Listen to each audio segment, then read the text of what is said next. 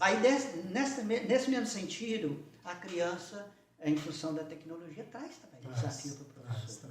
Agora, o que me preocupa mais, eu não sei se eu distorci um pouquinho aí da pergunta sua, mas assim, o que me preocupa mais é uma situação muito séria que vem acontecendo nesse sentido, porque eu falei da falta da estrutura familiar, a criança com a mente, né, ele não consegue administrar mentalmente o dia a dia dele, a tecnologia bombardeando. Quem já leu Augusto Cury fala isso, né, que é da área da psicologia, e psicólogo e psiquiatra, ele fala disso. A criança hoje, ela tem mais informação do que o imperador romano. Ele fala isso. É muita informação. E isso está bombardeando a cabeça da criança. E aí a gente vê casos. Eu me deparei essa semana, que a gente não pode entrar aqui em detalhe, me deparei com uma questão seríssima, que eu não tinha visto na minha vida profissional. Da criança com a mente totalmente perturbada. Misturando ficção com religião. Ficção com religiosidade, com religião, com Bíblia, né? Textos bíblicos. Então, assim, é uma situação bastante complicada. Ficção, tecnologia, textos bíblicos e a ideia de assumir a responsabilidade em chamar as pessoas para tal situação, de alertar. E aí mistura política, que a gente está bom entrar nessa situação que é muito polêmica, mas o momento que a gente está vivendo, né, de muito embate de forças, então mistura política, religião, tecnologia, olha só que a confusão mental, e assumindo uma responsabilidade de alertar as pessoas, como se fosse um profeta. Não sei se é a palavra adequada aí. Nessa linha. Então é preocupante. É uma situação de se atentar para a família foi alertada, os cuidados que deve ter. E nessa mesma seara, assim, professor, e a grade de conteúdos, tipo assim, hoje, fornecido pelo... É o MEC que eu acho que ele fornece, né? Qual a diferença do antigo para hoje? Acompanhou essa evolução ou ainda ficou um pouco mais... Então, é nesse sentido, tentar acompanhar, mas a gente, como eu falei, a tecnologia é descompromissada. Eu fico procurando palavra para dizer, mas assim, a tecnologia não preocupa com o humano em si. A educação preocupa com o ser humano.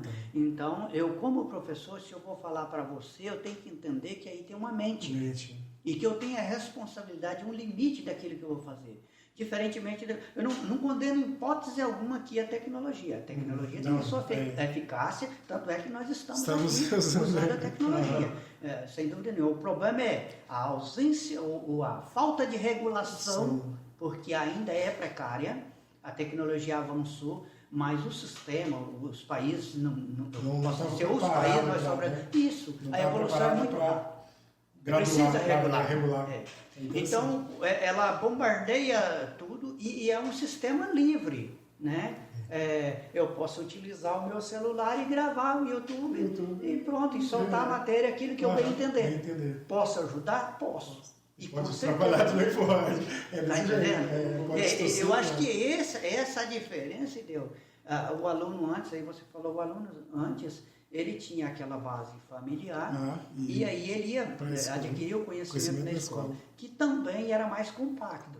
Hoje há necessidade de avançar, mas eu entendo que a educação passa por dificuldade. E hoje também, porque assim, como a família antigamente, ela educava, né? Dava aquele suporte. Hoje não, deixa tudo, sou professor, vai para a escola. Você gasta metade. Você tem que mostrar o conhecimento e ainda educar o filho dos outros ainda.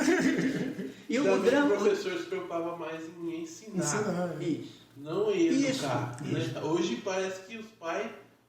Às vezes você gasta metade do seu tempo ou mais, e isso varia de professor para professor, cada um conduz. Porque aí tem um detalhe também, viu? Cada profissional tem a sua didática de ensino. Né? Tem aquele que evolui mais e tem aquele que evolui menos. Tem aquele que adequa mais à tecnologia e tem aquele que é mais acomodado. Inclusive, se for olhar Paulo Freire, vai falar, né, que o professor que não se adequar, ele vai ficar atrasado. Naturalmente. E agora, muito mais ainda, porque é bombardeado a cada momento. Você vai publicar um artigo, você vê...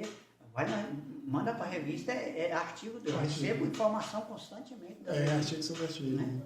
Interessante. Eu queria fazer uma pergunta mais prática. Por exemplo, eu tenho 34, já passei da idade de Jesus, já vivi mais que ele, estou tudo lucro. Mas tem como saber o ponto exato de ruptura que teve? Por exemplo, quando eu estudava, eu nem sou tão velho, mas eu lembro que quando a professora entrava, a gente levantava. Sim. A gente só sentava depois que ela sentava. Sim. E a gente chamava o professor de senhor, senhora.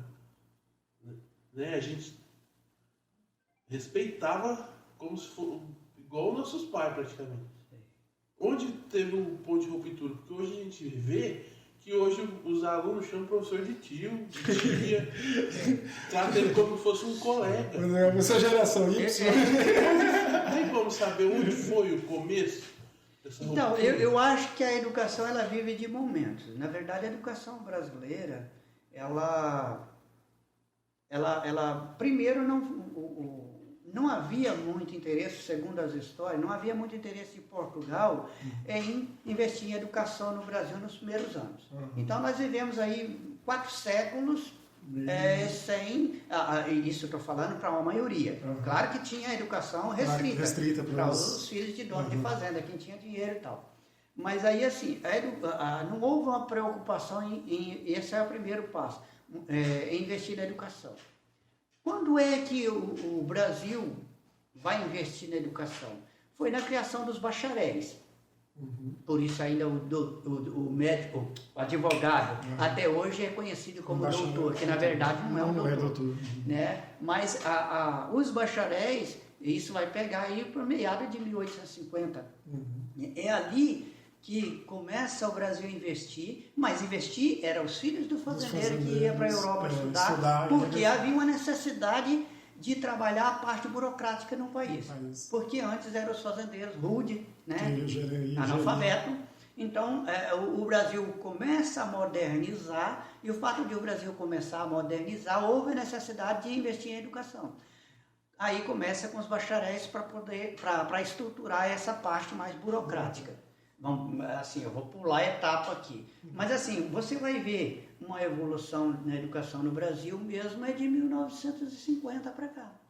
E aí nós tivemos um momento de avanço, então o Brasil vive avanço e retrocesso. Então nós tivemos um período que começa a evoluir,